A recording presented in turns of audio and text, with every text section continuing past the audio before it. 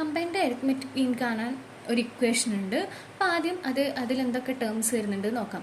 x1 bar is the arithmetic mean of n1 observation. അപ്പോൾ n1 ഒബ്സർവേഷൻ്റെ arithmetic മീൻ x1 bar എന്ന് തന്നിട്ടുണ്ട്. അതുപോലെ n2 ഒബ്സർവേഷൻ്റെ arithmetic മീൻ x2 bar എന്ന് തന്നിട്ടുണ്ട്.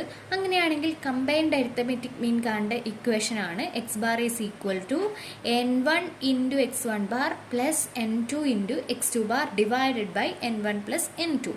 ഇനി ഇത് ജനറലായിട്ട് പറയുകയാണെങ്കിൽ നമുക്ക് ഇപ്പോൾ ഇവിടെ 2 അരിത്മെറ്റിക് മീനാണ് തന്നിട്ടുള്ളത്. അതുപോലെ കുറേ അരിത്മെറ്റിക് മീൻ തന്നു.